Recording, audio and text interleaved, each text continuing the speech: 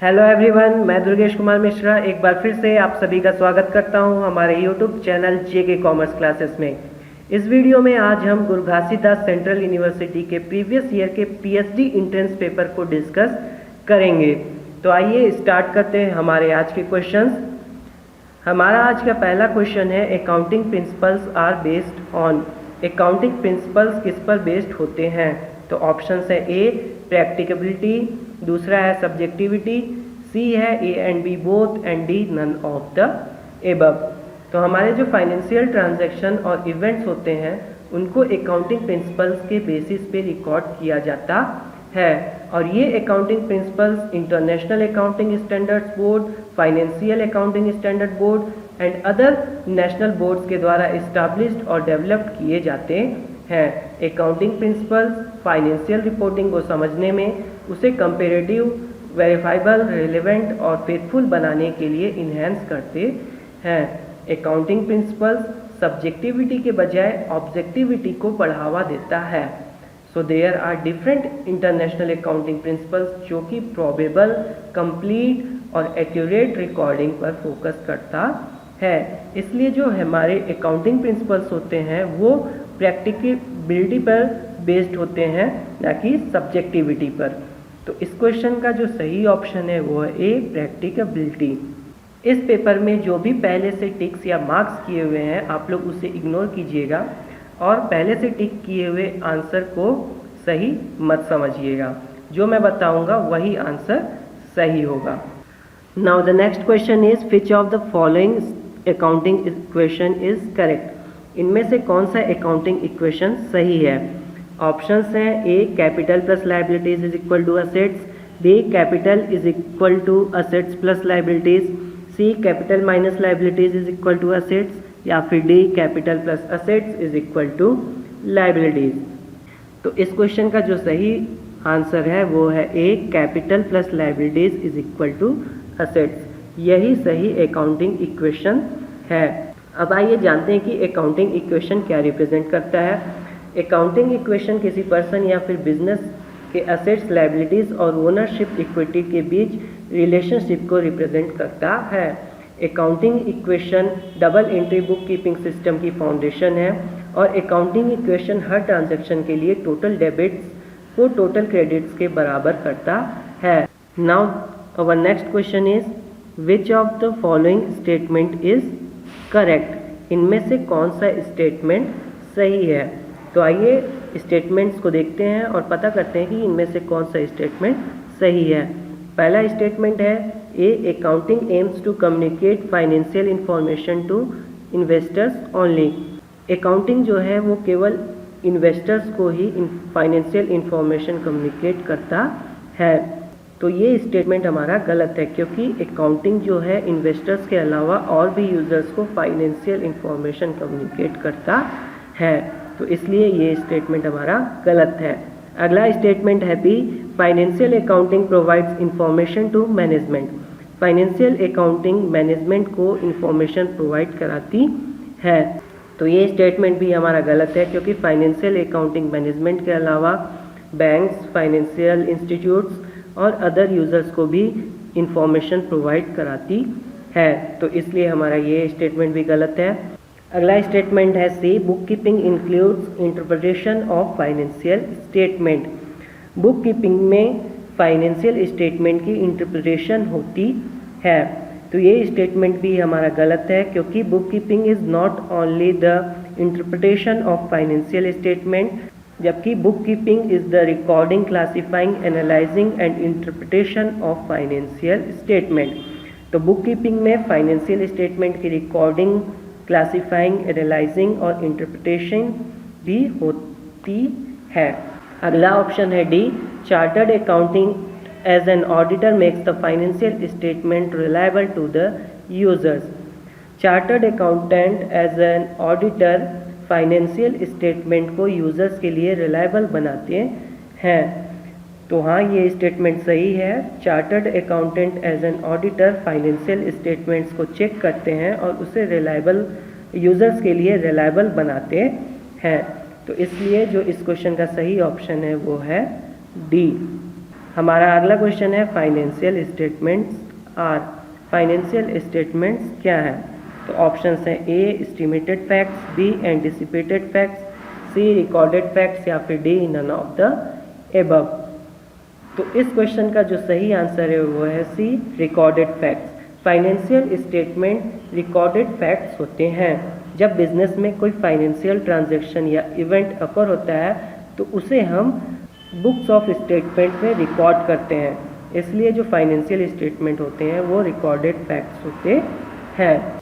Now the next question is on the death of a partner the amount of joint life policy is credited to capital account of.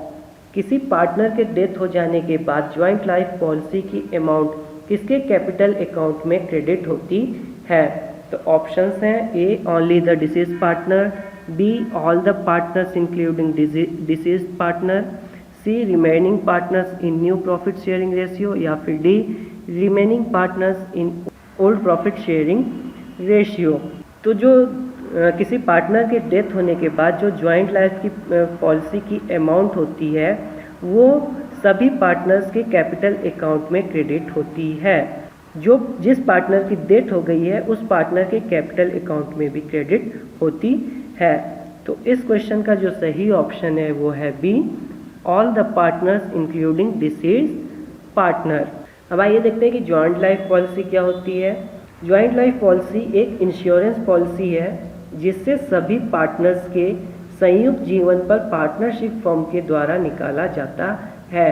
Policy की amount company के द्वारा या तो death या policy की maturity पर जो पहले हो उस समय दिया जाता है, और ये ज्वाइंट लाइफ पॉलिसी सभी पार्टनर्स के कैपिटल अकाउंट में क्रेडिट की जाती है। इसलिए ज्वाइंट लाइफ पॉलिसी जिस पार्टनर की डेथ हो गई है उस पार्टनर के साथ साथ सभी पार्टनर्स को भी डिस्ट्रीब्यूट किया जाता है। हमारा अगला क्वेश्चन है in amalgamation purchase consideration will be transferred by. Amalgamation में परचेज कॉन्सिडरेशन किसके द्वारा ट्रांसफर किया जाता है? तो ऑप्शंस है पहला old company to new company, दूसरा है new company to old company, तीसरा है बाय थर्ड आउटसाइडर फर्म और चौथा है नन ऑफ द एबव। तो आइए सबसे पहले जानते हैं कि अमलगमेशन क्या होता है। जब दो या दो से ज़्यादा कंपनीज अपने असेट्स और लाइबिलिटीज़ को कंबाइन करके एक नई एंटिटी बनाती है उसे अमलगमेशन कहते हैं। अमलगमेशन से कैश रिसोर्सेज को इंक्रीज किया जाता है। तो ये था अमलगमेशन। अब परचेज कॉन्सिडरेशन क्या होता है? परचेज कॉन्सिडरेशन वो एग्रीड अमाउंट है जो परचेजिंग कंपनी या न्यू कंपनी वेंडर कंपनी के ओनरशिप के बदले, वेंडर कंपनी मतलब ओल्ड कंपनी के ओनरशिप के बदले पे करती है। तो जब परचेजिंग कंपनी या न्यू कंपनी ओल्ड कंपनी के ओनरशिप के बदले ओल्ड कंपनी को अमाउंट पे करती है उसे हम परचेज कंसिडरेशन कहते हैं। तो अमलगमेशन के समय परचेजिंग कंसिडरेशन न्यू कंपनी के द्वारा ओल्ड कंपनी को दिया जाता है। तो इस क्वेश्चन का जो सही ऑप्शन है वो है B new company to old company.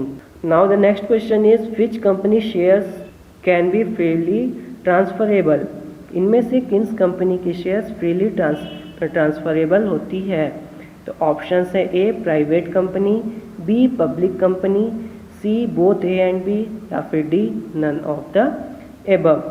तो इस क्वेश्चन का जो सही ऑप्शन है वो है B public company. Public company की शेयर्स फ्रीली ट्रांसफरेबल होती है। According to companies act 1956 public company के शेयर्स को फ्रीली ट्रांसफरेबल किया गया है। तो इस क्वेश्चन का जो सही ऑप्शन है वो है B public company. Now the next question is deficiency surplus account in liquidation of a company is called। Company के लिक्विडेशन में डेफिशिएंसी सरप्लस अकाउंट को क्या कहते हैं? तो ऑप्शंस है A list C, B list D, C list G या फिर डी लिस्ट एच। तो कंपनी के लिक्विडेशन के समय कई असेट्स और लाइबिलिटीज़ को list A, list B, list C, list D, list E और लिस्ट एच के नाम से जाना जाता है। तो आइए देखते हैं कि कौन से ऐसे एसेट्स और लायबिलिटीज़ हैं जिनको इन नामों से जाना जाता है। तो पहले है assets not specifically placed, cash in hand, cash at bank, debtors, plant and inventory. इनको लिस्ट ए के नाम से जाना जाता है। और फिर अगला है assets specifically placed, free hold property, secured creditors. इनको लिस्ट बी के नाम से जाना जाता है। प्रेफरेंशियल क्रेडिटर्स, इन्हें लिस्ट सी के नाम से जाना जाता है। डिबेंचर होल्डर्स, इन्हें लिस्ट डी के नाम से जाना जाता है। अनसिक्योर्ड क्रेडिटर्स, इन्हें लिस्ट ई कहा जाता है। और आखिरी है डिफिशियंसी सरप्लस अकाउंट, इसे लिस्ट एच के नाम से जाना जाता है। तो इस क्वेश्चन का जो सही ऑप्शन है वो है डी। अगला क्वेश्चन है the basis of determination of total income of a person is. किसी पर्सन के टोटल इनकम को किस बेसिस पे डिटरमाइन किया जाता है। तो ऑप्शंस हैं A his citizenship in India, B his residential status in India, C his citizenship and residential status in India both, या फिर D none of the above. तो इस क्वेश्चन का जो सही आंसर है वो है B his residential status in India. किसी पर्सन के रेसिडेंशियल स्टेटस पे उसके टोटल इनकम को डिटरमाइन किया जाता है। तो अगर कोई व्यक्ति भारत का निवासी है तो इस बेसिस पे उसके टोटल इनकम को डिटरमाइन किया जा सकता है। तो इस क्वेश्चन का जो सही ऑप्शन है वो है B. Now the next question is deduction under 36(1) shall be allowed of those expenditures which are off। Section 36(1) के अंडर जिन एक्सपेंडिचर्स पे डिडक्शन मिलती हैं वो एक्सपेंडिचर्स कौन से नेचर के होते हैं। तो ऑप्शन है A capital nature, B revenue nature, C deferred revenue nature, या फिर D both capital and revenue nature. तो सेक्शन 36(1) के अंडर जिन एक्सपेंडिचर्स पे डिडक्शन मिलती हैं वो एक्सपेंडिचर्स रेवेन्यू नेचर के होते हैं। क्योंकि सेक्शन 36(1) के अंडर जिन एक्सपेंडिचर्स पे डिडक्शन मिलती हैं उनके अगर कुछ एग्जांपल्स लें जैसे insurance, bonus and commission paid to employees, interest on borrowed capital, employers contribution to approved gratuity fund, तो ये सारे एक्सपेंडिचर्स रेवेन्यू नेचर के हैं। क्योंकि ये एक्सपेंसेस शॉर्ट टर्म पीरियड के लिए किए गए हैं और इनका फ़ायदा सिर्फ 1 साल के लिए है। और हमारे रेवेन्यू एक्सपेंडिचर्स क्या होते हैं। रेवेन्यू एक्सपेंडिचर्स वो सारे एक्सपेंसेस होते हैं जो शॉर्ट टर्म पीरियड के लिए किए गए हों, या फिर वो सारे एक्सपेंसेस जो बिजनेस के डेली रूटीन को रन करने के लिए खर्च किए गए हों, उन्हें हम रेवेन्यू एक्सपेंडिचर्स कहते हैं। रेवेन्यू एक्सपेंडिचर को रीसेल पर्पस के लिए भी यूज़ किया जाता है और इसके कुछ एग्जांपल्स हैं जैसे depreciation on plant, rent, insurance, repairs. तो इस तरह से हम देखें तो जो सेक्शन 36(1) के अंडर जिन एक्सपेंडिचर्स पर डिडक्शन मिलती है वो भी रेवेन्यू नेचर के होते हैं। तो इसलिए इस क्वेश्चन का जो सही ऑप्शन है वो है बी रेवेन्यू नेचर। हमारा अगला क्वेश्चन है financial management is the. Financial management क्या है। ऑप्शंस हैं A application of planning and control, B application of cost plan in respect of production, C application of costing system, या फिर D art of recording. तो financial management क्या होता है। जब फाइनेंशियल एक्टिविटीज़ की प्लानिंग, ऑर्गेनाइजिंग, डायरेक्टिंग या controlling की जाए तो उसे हम फाइनेंशियल मैनेजमेंट कहते हैं। फाइनेंशियल मैनेजमेंट फंड्स की प्रोक्योरमेंट और यूटिलाइजेशन के लिए किया जाता है। तो फाइनेंशियल मैनेजमेंट क्या होता है। Financial management is the application of planning and control for the funds. Funds के लिए प्लानिंग और कंट्रोलिंग करना फाइनेंशियल मैनेजमेंट कहलाता है। तो इसका जो सही ऑप्शन है वो है A application of planning and control. Now the next question is which is the determinants of capital structure. इनमें से कौन सा कैपिटल स्ट्रक्चर का डिटर्मिनेंट या फिर फैक्टर है। तो ऑप्शंस है A government policy, B control, C tax, D requirement of investors. तो आइए सबसे पहले हम ये जानते हैं कि कैपिटल स्ट्रक्चर क्या होता है। जब कंपनी के ग्रोथ और ऑपरेशन के लिए डेब्ट और इक्विटी को एक प्रॉपर रेशियो में कंबाइन या फिर डिस्ट्रीब्यूट कर दिया जाए तो उसे हम कैपिटल स्ट्रक्चर कहते हैं, या फिर डेब्ट और इक्विटी के रेशियो को ही हम कैपिटल स्ट्रक्चर कहते हैं। कैपिटल स्ट्रक्चर के जो डिटर्मिनेंट्स होते हैं वो हैं seasonal variations, tax benefit of डेब्ट, flexibility control, industry leverage, agency cost, industry life cycle, degree of competition, requirements of investors, timing of public issue, legal requirements. तो ये सारे कैपिटल स्ट्रक्चर के डिटर्मिनेंट्स हैं। इस क्वेश्चन में जो कैपिटल स्ट्रक्चर का डिटर्मिनेंट होगा वो है रिक्वायरमेंट ऑफ इन्वेस्टर्स। तो इस क्वेश्चन का जो सही ऑप्शन है डी, रिक्वायरमेंट ऑफ इन्वेस्टर्स। अगला क्वेश्चन है the arrangement of working capital and current assets can be done only by. Working capital और करेंट असेट्स के लिए फंड सिर्फ कहाँ से अरेंज किए जा सकते हैं?